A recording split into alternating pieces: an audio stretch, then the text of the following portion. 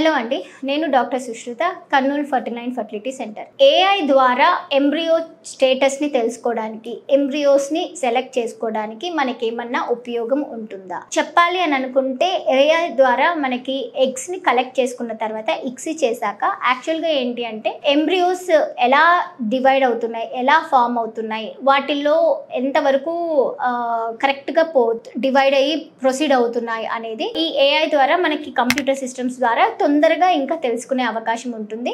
And even మనిషికి కొంచెం చేసే వాళ్ళకి ఎంబ్రియాలజిస్ట్లకి స్ట్రెస్ అనేది కొంచెం తగ్గుతుంది అని అనుకోవచ్చు. సో ఇంకోటి ఏంటంటే ఏఐ వాడడం వల్ల ఏమవుతుందంటే ఏ ఎంబ్రియో బాగా ఉంది, కొన్నిసార్లు ఆ ఎంబ్రియోస్ ఎంతవరకు వయబిలిటీని బాగుంది అని చెక్ చేసే అవకాశం కూడా మనకి ఈజీగా ఉంటుంది అనమాట. ఇంకా ఏంటి అని అంటే క్వాలిటీ చెకప్కి చూస్తే ఏఐ ద్వారా క్వాలిటీ చెకప్ ఇంకొంచెం ఒక 10 to 15% వరకు ఇంక్రీజ్డ్గా ఉంటుంది. సెలెక్షన్ అనేది ఇంప్రూవ్ అయ్యి ఉంటుంది అనమాట.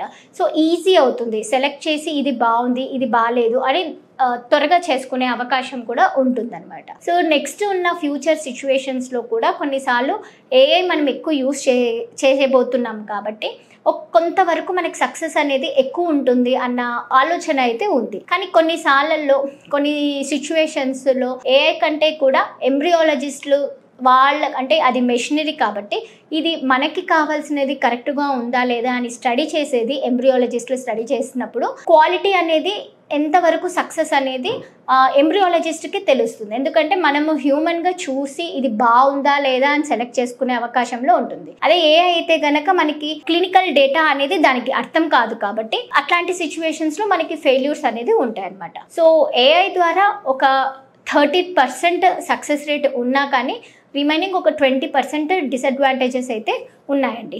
Thank you.